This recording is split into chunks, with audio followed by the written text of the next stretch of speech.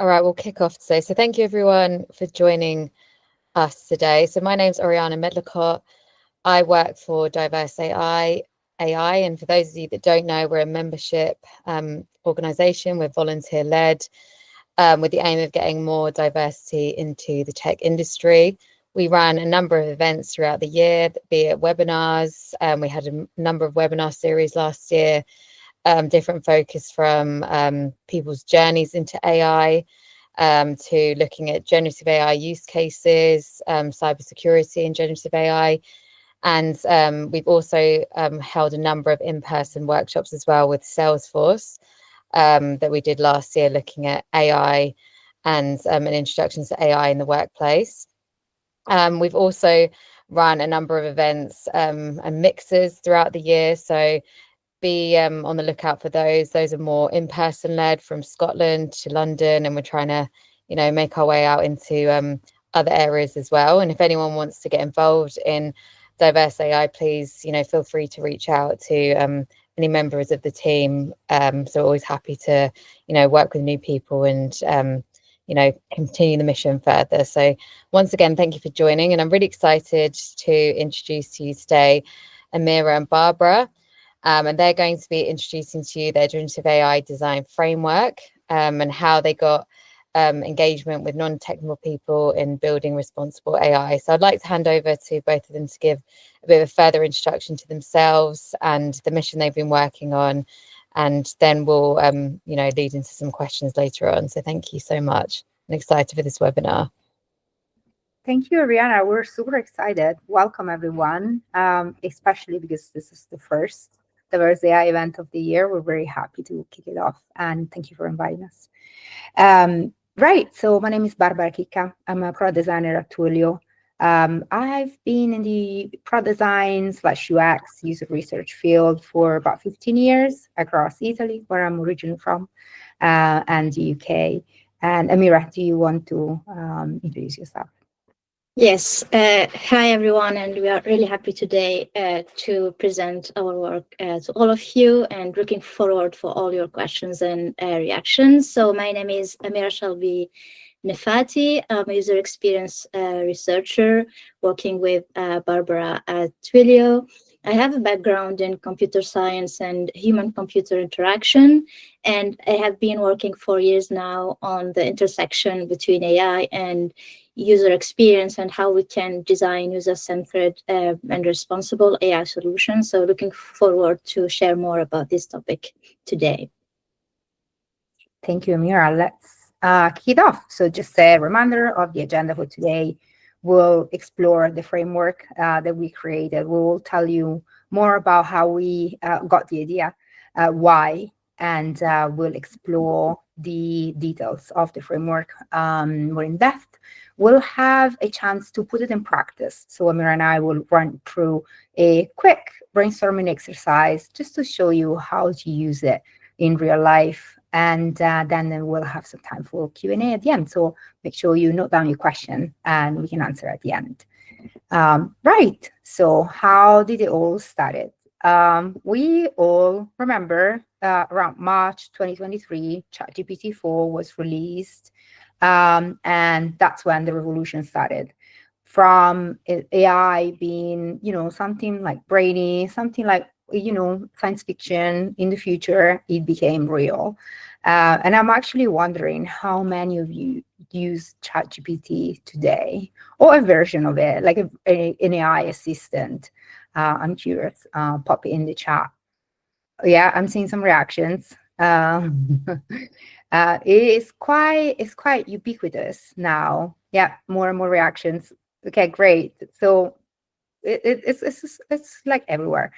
And Amira and I started researching generative AI as part of our work in the product teams we were collaborating with. And I am a non-technical person. I've been working in this field for many, many years. I do not code. I'm a designer. I do not code. And especially with generative AI, it seemed complex to me. I couldn't get my head around it. And I wonder what value could I add as a designer When we talk a lot about the algorithms, the data, training the models, and language models, what value can I add as someone that cannot touch those fields, but still I want to be able to create user-centric solutions for generative AI that use generative AI. And we were seeing sort of like a frenzy of throwing AI at a product. Just like everyone is doing something. We need to do something, or what can we do with this technology now? These things that we wanted to do for years, now they're possible. Let's just do it. And we were not as quick as thinking, okay, but why are we doing it? Who are we doing it for? And this is where we started thinking about methods, tools that we could put together so that we could get in the conversation and bringing the human back in the loop, because ultimately humans are the final consumer of whatever the AI generates. And we came across a very interesting paper. We linked it down at the bottom of the slide. If you're curious, it's called The Design Space of Generative Models. And it was very interesting because it introduced us, and me, especially me, to the concept of design space that is quite common in academia, but not as much in user experience and in tech. And we can define design space as a representation of all possible solutions to a design problem. And a design space is sort of like a playpen, and it is composed by a list of dimensions or parameters that define both the problem, the target user, and the solution. So on one side, we have the dimension of the problem and the target users that represent our constraint. We all work with constraint. They could be time constraint, technical constraint, regulation. And we know how frustrating that is, but it's also something that sort of defines the domain that we're operating in. And then on the other hand, we have the dimensions of the solution. And this, I think this is where the design space gets really interesting, because it breaks down all of the aspects of the solution as well, so that it creates sort of like a creative, generative space where width can combine. We can bend the space by recombining all of the different dimensions, all of the different parameters to create multiple possible solutions. So we borrow the concept of design space, especially the aspect of having all of different dimensions explicitly broken down.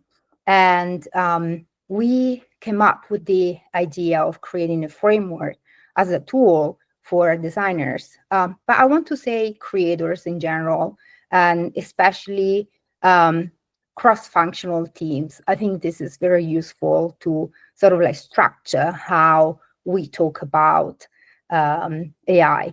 And so this is a tool that help anyone working with generative AI to describe, evaluate, and create solutions based on this technology. And the framework is presented in the format of playing cards.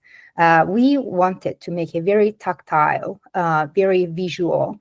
And in fact, we actually printed a version of this deck. And you will see the pictures later, and Amira will tell you more about this experience. And we wanted to make it engaging, because we didn't want to add another checklist that sits somewhere, you forget where it is, you don't quite understand, it's long, no one uses it. This is a sort of like a tool so that people can come together and can sit down, reflect, but also play around with the possibilities. So we have different cards. Each card represents one of the dimensions involved in designing for generative AI. And the beauty of the framework is that it can be used at any point of the design process. Anytime people need to discuss and create with this technology, they can use the framework to just break down the complexity and play around with the possibilities. And the starting point of the framework is differentiating between problem and solution. As we've seen, problem is about constraints and solution is about creativity. So we have some dimensions that are connected to the problem and that really are about our users' goals and needs. And on the other hand, we have the dimensions connected to the solution that describe how users are going to interact with the AI. And in the solution space, we have three macro categories. They are the input. So this is how humans, communicate with the technology. We have the output. This is how the technology communicates back with the users. And then we have user control and feedback. And this is where it gets really interesting, because user control and feedback represents all of those dimensions, all of those possibilities that us as users have to consume and to change and to interact really with the model. And this is an example of the redefinition of the human-computer interaction paradigm, where now users tell the computer what they want, not how to do it. Before, we had to complete every single action so that we could achieve the goal. Now, generative AI is doing that for us. We just have to tell them, plural, what is the outcome that we want. And the control is reversed because it becomes more and more important for us to have control on the output and change it as we need. So it's not as much as the type of input that we give, but it's how we can control what we get back. And the technology as a response will learn from it, gradually decreasing our intervention so that it can become like a real partnership. But we're also seeing some examples where the technology can anticipate what the human wants, opening up to multiple forms of inputs. If we think, and sometimes these inputs are collected all at the same time.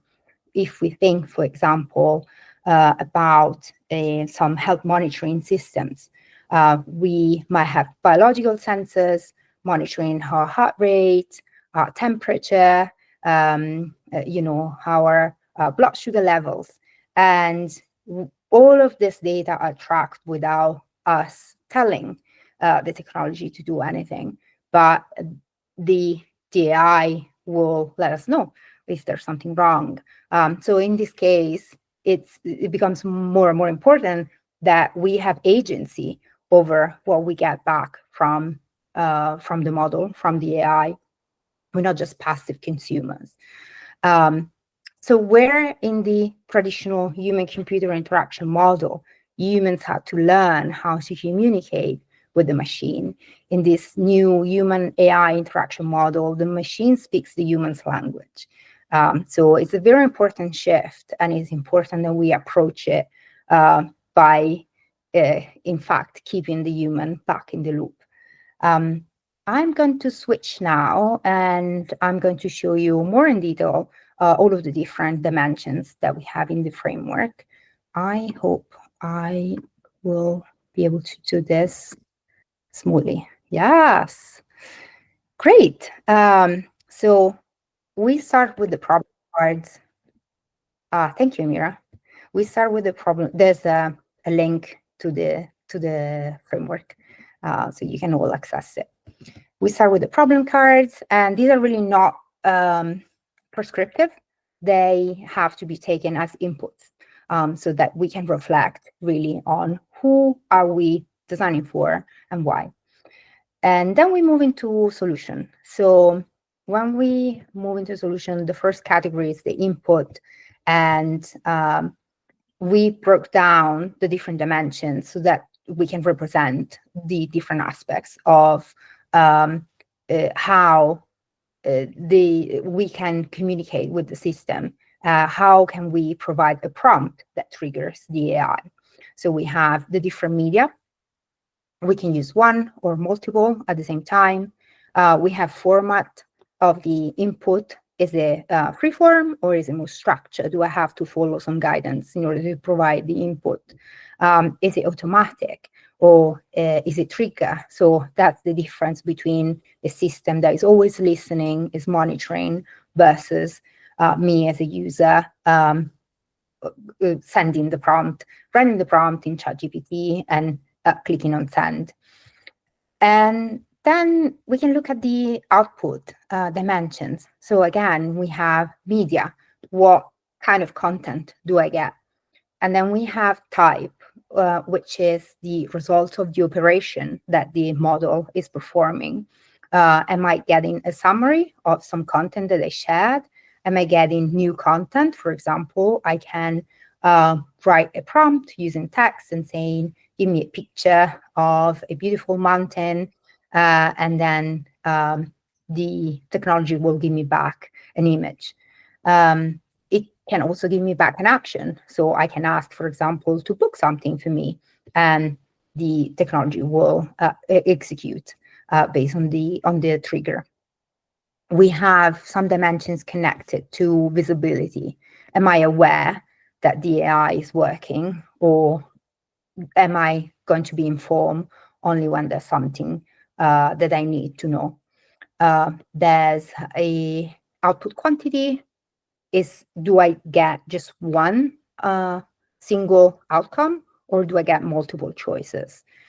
Do I get it now in terms of timing, or do I get a notification when the operation is being completed? And then we have this set of output dimensions, which we call augmentation. And I think this is very important, especially when we talk about responsible AI, because this is where creators can make sure that they communicate transparency about what the model is, what data were used to perform the operation, what was the prompt that was used, what were the different sources. So this is where we can guarantee transparency in relation to how does the AI work. And then we have output style. This is something that we're seeing now that we're achieving more maturity with the systems, and we're seeing that they start to have different personalities. So some can assume a tone, a more like human tone, so that it sounds like it's my body. And others are just more technical, more concise, and others can vary. So you can switch from the different tones. And then there's a last category that we didn't explicitly include in the presentation, but we have in the framework. And first of all, because we're still working on it, we're still developing it. And second, because it doesn't really, it's not really about generative AI.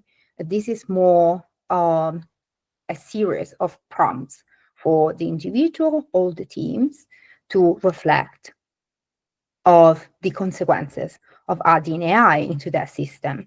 How are users going to configure the AI system? Where is it going to fit in our product, in our service? What are the UI touch points? How are we going to mitigate bias control? And again, we're touching on reliability, transparency, security. But this is the framework in a nutshell, and we'll have a chance to show you later how we can really use the different dimensions, combine them together. I am going to give it to Amira now, and we're back, so that she can tell you more about how to use the framework. Yes, thank you, Barbara, for this great overview of the framework and the different dimensions. And you may be wondering now, how can we use this framework in practice in our process of thinking about introducing generative AI in our solutions, but also as a way of observing and analyzing what we see around us in terms of AI solutions, and more specifically generative AI solutions. So in practice, how we can use framework, we can use it first to describe and analyze the different solutions that we may come across. Barbara already mentioned the example of ChatGPT, which is one among the public examples of generative AI that we can use and test. And then once we are able to start decomposing the complexity of these solutions and start describing them using the different dimensions of this framework, that would allow us to start comparing different solutions and evaluate using different perspective. We can see if there are any gaps in terms of how these solutions are aligning with the need to have transparency, for example, as Barbara mentioned, with the need to have some inclusive design features that would allow different types of users to use these solutions. But then also as creators, that would allow us, when we start comparing these solutions, to be able to uncover any opportunities in spaces, for example, where we see that there are some dimensions that are exposed in the framework that are not yet being explored or implemented in the existing AI solutions. And then we can start thinking, how can we build on top of these solutions and expand the capabilities using some unexplored dimensions, for example.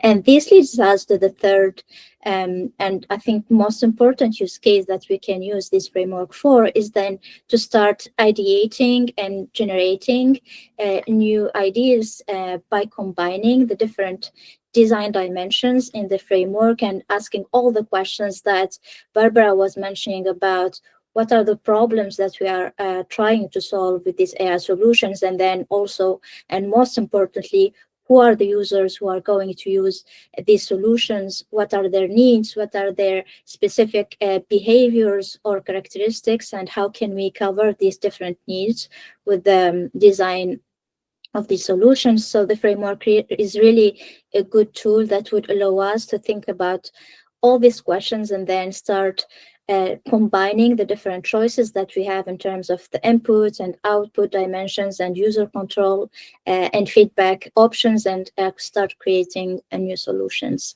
So if you move to the next slide, Barbara, please. And so how we have been using this framework in practice at Twilio, we wanted really to use this framework essentially as a way of engaging discussions and also educating the different customers we work with, but also we use it as a way of engaging general discussions during events to educate also about what is generative AI.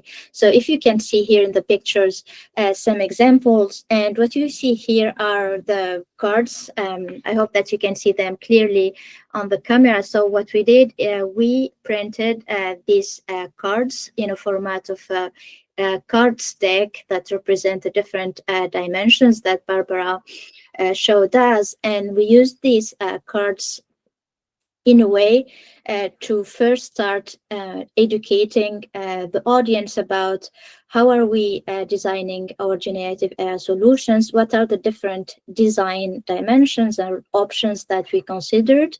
We also use these cards to help especially non-technical audiences or audiences who do not have any prior knowledge about what is about when we think about generative AI, to start describing what they see in front of them when they see an interface of generative AI solution. So they will use with us the cards to start describing what they see, and then it gives them also then the option to start asking questions and giving us feedback about what they would change or add in a solution in a way that fits better their needs, in a way that aligns better with the principles they want to respect when it comes to building responsible AI in their organization. So it helped them really to start seeing concretely what is generative AI, and also it helped them think about what are the right questions to ask when I have in front of me a set of AI solution. What should I think about, and what are the questions that I can start asking? And so, really, the key use cases that we have been developing using this generative AI framework is to have it as a design thinking tool and process that would allow different teams, technical and non-technical teams. And in our case, for example, we use it in a process where it involve designers, product managers, but also engineering teams to start thinking about the different solutions. So we start with a given problem, and then we use the framework as a design thinking process to start exploring the possible solutions that we can consider.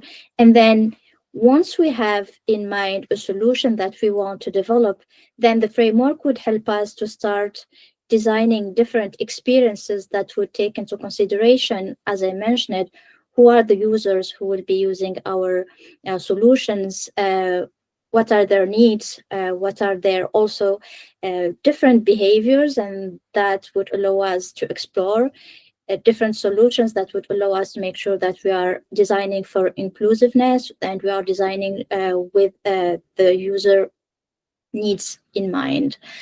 And so if I take again the example of ChatGPT, the thing, I think one of the main reasons that all of us start using ChatGPT, and let's define that as a problem that ChatGPT may solve for us, or a need that ChatGPT can solve for us, which is the need that all of us have to look for information, right? And to look for some recommendations.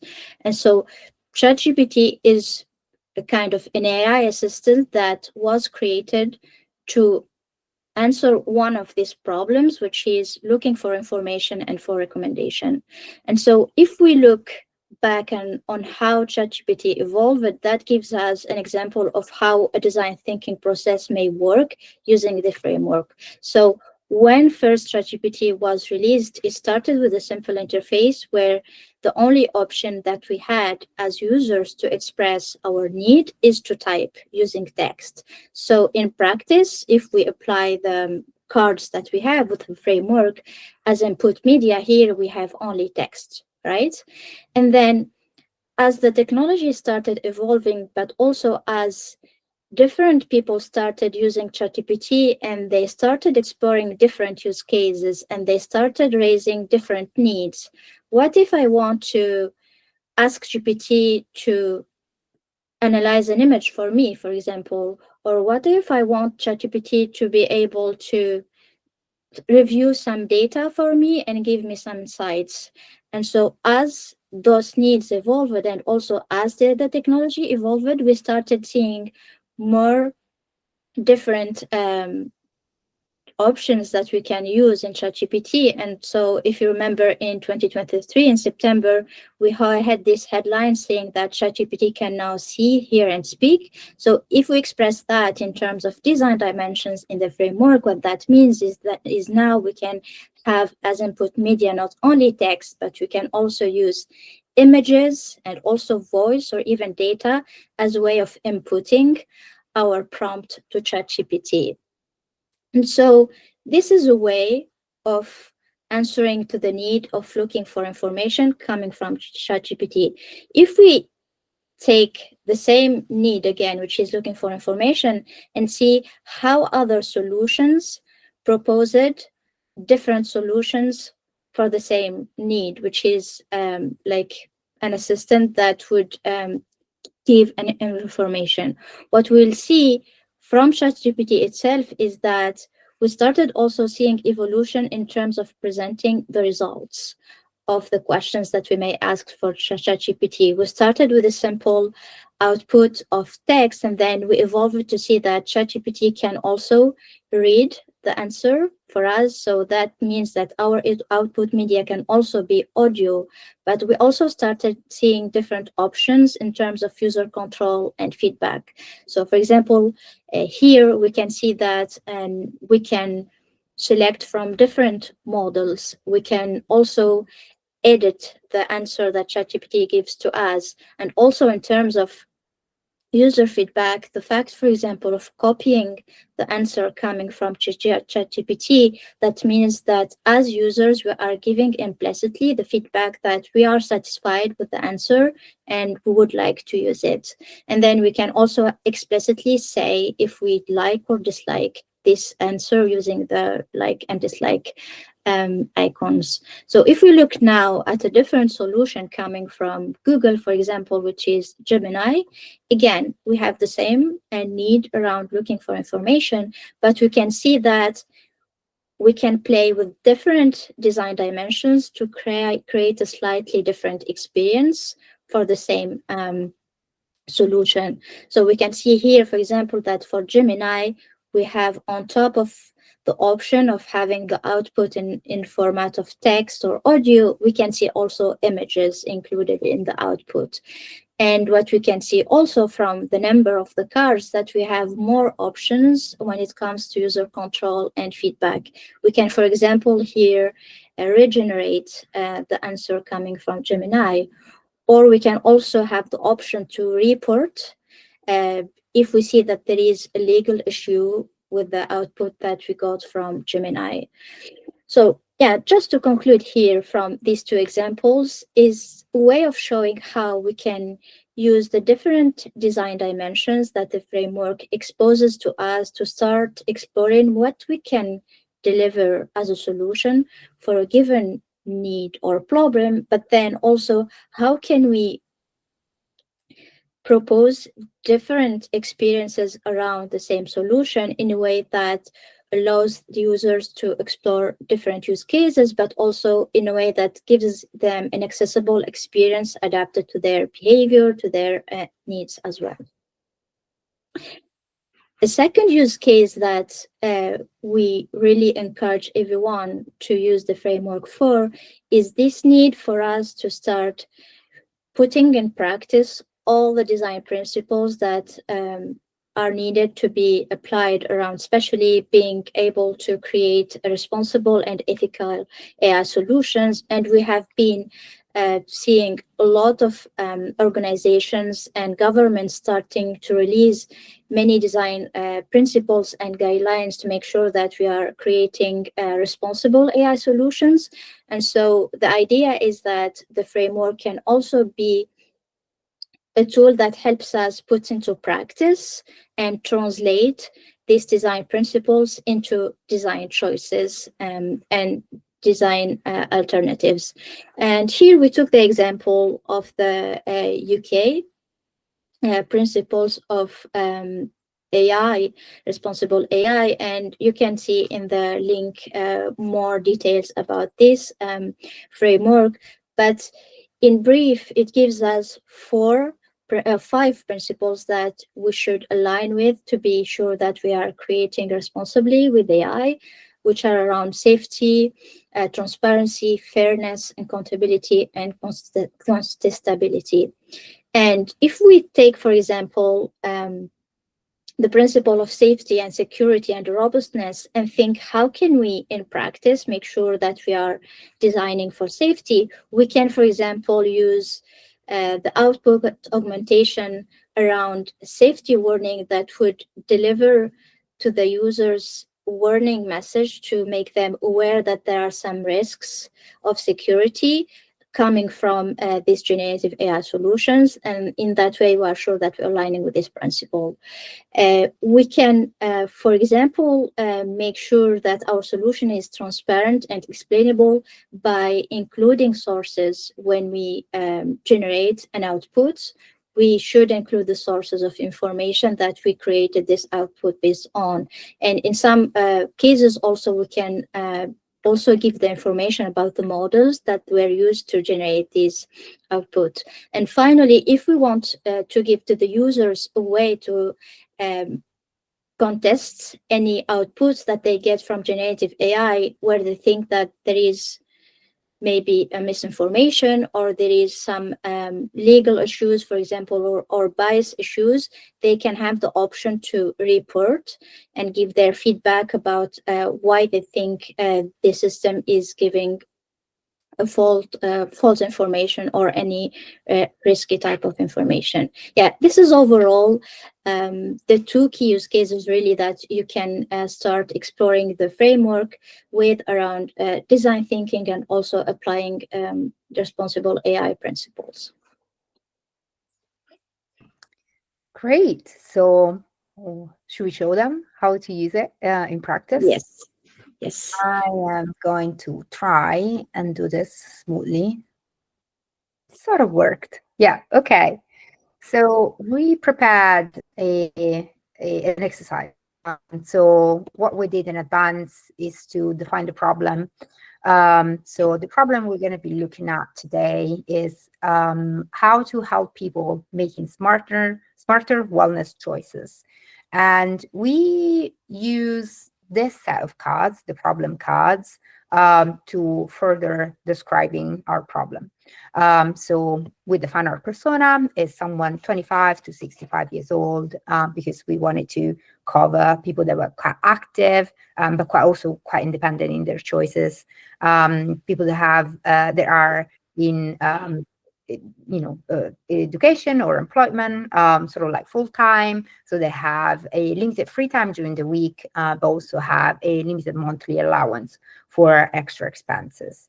And in terms of goals, we know that we imagine that they want to feel healthier and more active. And this is a good example because we didn't use all of the cards. These cards can be used in a very flexible way. They're meant to be prompts. So we ask ourselves the question, do we have a defined stage in the journey when people might be using this solution? We didn't think this applied to this example, but it might if you're looking at a specific product or service. Same as with the task. We wanted to keep it general, so we didn't prescribe exactly what task they were doing. So this is an example how you can use some cards, not others. Okay, so given our goal to help people making smarter wellness choices, how are we going to tackle this? So I can start, and you can see we prepared this board where we have 2 decks of cards. Imagine playing in real life. You could play with just 1 deck, 2 decks. Everyone can have their own deck or just use the same one. You can put it with sticky tack, with blue tack at the board. It can be used in a lot of different times. If you use it digitally, this is an example of what you could do with it. So I'm going to start and look at the input cards that I have. So I am picturing a scenario where I'm in, like, my target audience, my users are in the supermarket and they need to decide what to buy for, like making meals at home. So I'm thinking, I want to activate the system independently. I don't want it to always listen to what I'm doing. So when I'm in the supermarket, I wanted to open my app and perhaps send it a picture, share a picture saying, I am in Sainsbury. I don't know what to eat. Tell me what should I buy for this week's grocery shopping, so that I can stick with my goals of being healthier. What about you, Amira? What are you thinking? I'm thinking that also for my case, I may sometimes forget to ask for recommendations from my coach or even forget that I need to do some grocery shopping. So I would go with the option of automatic input so that it can, for example, remind me or start looking for recommendations for me when it detects that I didn't ask for anything for a week or so. So I need maybe a reminder to keep healthy and make sure that I'm getting some recommendations. So I will go with the option to have automatic input as well. It's a very different type of scenario, right? It's a different experience to get to the same goal. Um, so it's interesting how, like, we're trying to do the same thing, but the possibilities are multiple. Oriana, how would you go with this? Would you consider other ways of inputting your information? And also, all the participants, feel free to let us in the chat if you would choose different inputs or triggering method here. Yeah, I'd love to hear. I'm not sure. Can the audience engage in the chat? It'd be good to hear from the audience as well if you have any thoughts. And Barbara, how would you go with presenting the recommendations of the coach? Would you go with the text option? The recommendation, that's very interesting. I am thinking it'd be cool maybe to have a video, so that is a sort of like a humanized version of a coach, and they can tell me what they think I should do. So I'm gonna go with video as an output. You are saying something very interesting about humanizing the output. I'm thinking now with the kind of risks that we can consider with the humanization of this coach, that maybe some users would trust every information or recommendation this coach gives to them. So how can we go with the option of giving them some awareness that they should not trust every single information, because it's an assistant, it's not a doctor, it's not a scientist? How would we go with this to make sure that we are having a level of critical view from the users? Yeah, that's interesting. If we look at the output augmentation, we could use sources so that and check Yeah. where is this information from. Yes. But I also want to say, I would add a safety warning because we're talking about health. So Yeah. with this, Yeah, I would also go with this option of warning to warn them that this information is just a recommendation. They should ask their doctor, or if they have any other human professionals before proceeding with any, especially medical recommendations. Yeah, I agree with the safety warning. I think that would be vital in this case. how about feedback? Do we want to give people a choice? Do we want them to be able to say, I think it's a nice option. Yeah, I think that's a nice feedback. Yeah, like or dislike. I want more chocolate. So we could say accept or reject, but also I want comment. I want to say, give me more sugar. This is too healthy.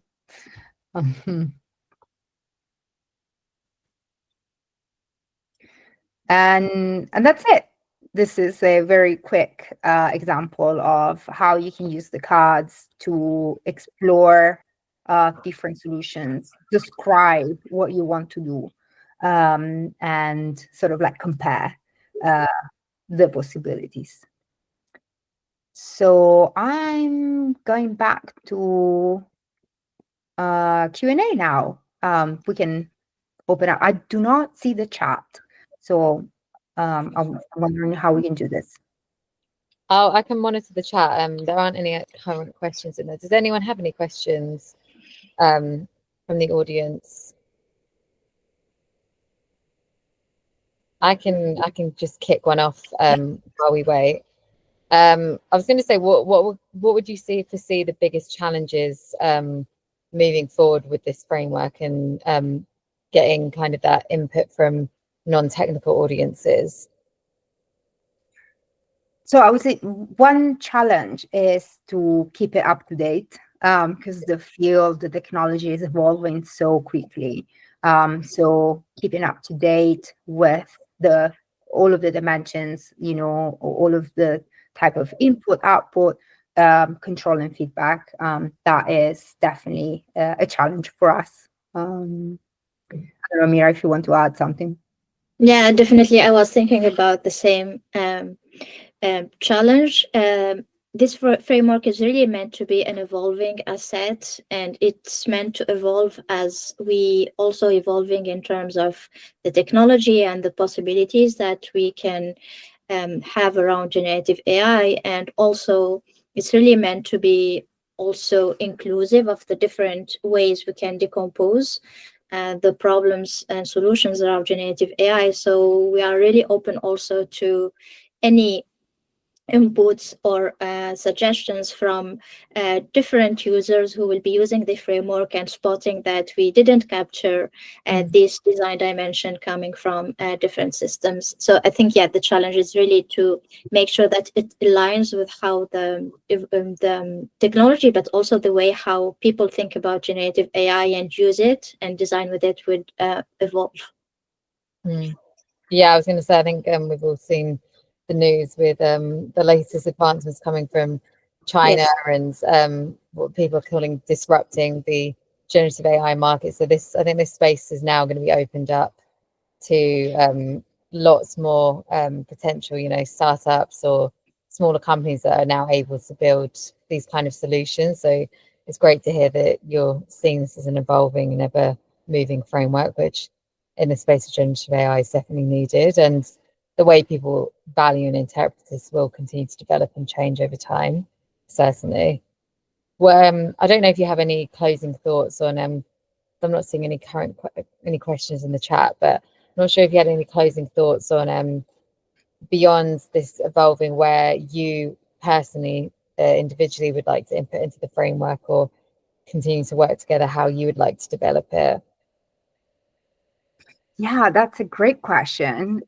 We are very much focused now on sharing, because this has been our project, our pet, for about a year and a half. And we test it internally and with our customers quite a few times. And now we're very keen to open it up and share it with anyone who might be interested. We're looking for synergies, collaborations, and just share this idea that there are some fixed aspects that you should consider if you want to create solutions based on generative AI technology that are user-centric. And this is something that you can use like a tool in your box to sort of foster the process of design thinking. But yeah, sharing would be my top priority right now. Amazing. And Amira, for yourself? Yeah, I would say also that the learning that we gained from working on this framework is first how we can adapt and get inspired from the work that is done in the academic space, and how we can find ways to introduce assets and concepts coming from academic research to the context of industry. It comes with a lot of challenges to simplify some concepts and also make sure that they apply to the specific needs around also building for business needs and being constrained with some challenges related to the market you are evolving in. And second, I think it showed us that we don't necessarily need to only focus on the complex technical discussions around AI, because there are some people who are mature and knowledgeable enough to think about AI from the technical perspective, that there are many people that are still finding their way to understand even what is AI, what is machine learning, and they came through this whole trends and buzz around generative AI, and everything seemed to be complex. And even though we can see the framework as a very simplistic, maybe, way of looking at the space of generative AI, but it does really help a lot of people who do not have any level of knowledge to start asking even the simple questions that we all need to start thinking about how are we going to interact with these systems, and how are we making sure that we are kept in the loop when we are developing these systems, and all this notion of interactive learning and reinforcement learning that we can explore. Technically, there are ways of explaining these concepts from a very human-centered perspective, and that helps a lot with all the efforts that we are trying to work towards, which is being more inclusive when we think about generative AI, and not only keep the discussion around the very complex technical topics. And when we use these cards in practice in the events that I shared, it really highlighted that people sometimes just do not know what to ask or where to look for information. And those simple cards help them start putting some words and see concretely where they can start and where even to look when you have a solution in front of you. The simple fact of looking at, as I showed, ChatGPT and Gemini, and start comparing, you start asking a lot of questions. And this is the beginning to more like in-depth discussions about Gen AI. And I want to add, knowledge reduces fear. There's a lot of fear around AI. Many people I know, and even in our field, are quite scared of this, of what it's going to do, going to take over. Because as you said, Amira, it's so complex. It's very hard to like really understand what it can do, what it cannot do. So like by breaking down the complexity, there's more shared knowledge about this this powerful technology, and hopefully it will make people come closer to it with sort of like a more open attitude rather than the rejection. Honestly, I think you've done a really beautiful job of breaking it down in such a user-friendly way as well, because I think a lot of frameworks as well, even ethical frameworks, there's a lot that are out there. They're not always necessarily great for people who aren't working in tech. Even from an AI ethics perspective, it's not always easy to maybe navigate what does transparency actually mean in the context of AI or generative AI? What does accountability mean, or fairness? So I think it's done a really amazing job at actually enabling, like you said, those questions and discussions. Because just like people like getting involved with the game, I like the way it is kind of shaped like a game. So people ask these questions and have these cards and can go back and forth. So I think you've done a really beautiful job of that, and I think I can see this really developing further than beyond this. And just to say, I've always loved Figma as well, so I think it's nice to see that you've done this a collaboration with Figma, because I think that's a really great user platform as well, so for design and beyond. So thank you so much for sharing your work, for sharing your knowledge, and for building this framework. And I'm sure people will definitely want to get involved and collaborate, and I know we'll share your details beyond this with our diverse AI community. And for those also who have missed today's webinar, we will be sharing the recording to the community and doing a little write-up about it as well. So yeah, thank you again, both of you. Really appreciate your time and for the amazing work. And thank you for everyone who joined today. Thank you so much. Thank you. Being here. Thank you. Thank you all. Thanks so much. Thanks so much, guys.